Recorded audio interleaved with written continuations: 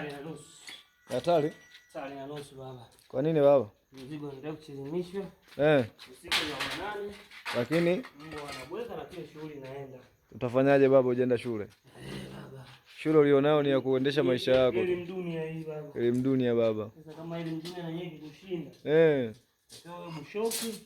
Uolewe Au mtagwa. Walete kati. Ukiamua kuwa mtagwa. Tafsiri yake sisi tukuhemee. Sisi tunafanya kazi.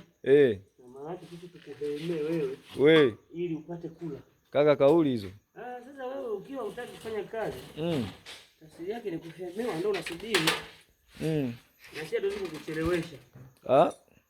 Tukuacha sasa ufe njaa. Hapana. Lazima tukuwezeshe. Kaka step unaisoma saa hizi kweli usiku? Miwani hapa. Hapo. Miwani kaka. Huyo ni Dr. Mwamposa. Miwani na sasa. Professor Prosecutor. Baba tunataka kusilimisha. Tepu inakaa? Tepu inakaa baba. Yaani 3:30. Unamwambiaje bosi? Bosi asilale.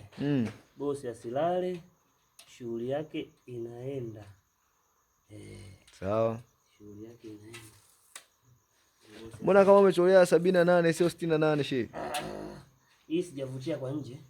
Kwa ndani. Nimevutia kwa ndani. Kwa maana hapo kaka ni kama mondi umeifinyia kwa ndani. Nimefinyia. Sema peni ndio inazingua. Peni inazingua. Lakini sasa au fanye estimation. Hamna. Sema madokta mkusagi peni nyingi nyingi. Mambo si unyama huo. Mradi tupa. Ina maana hapo kaka ndio ile unasema kwamba na hapa ipo. Na hapa ipo. Nimeona. Sasa wengine tunakuaga na peni sio bastola. Kumbe peni. Sasa inategemea na kazi unayofanya.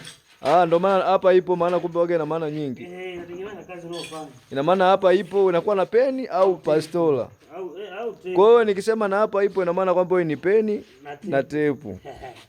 Ndio kazi yangu mjini. Imekuweka mjini.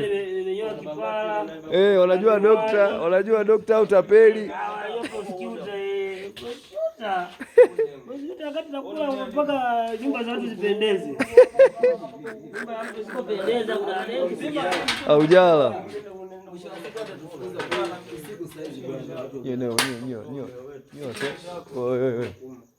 Wewe. Afu dula. Gonga makofi nyinyi wasenge. Sasa dula na shida gani?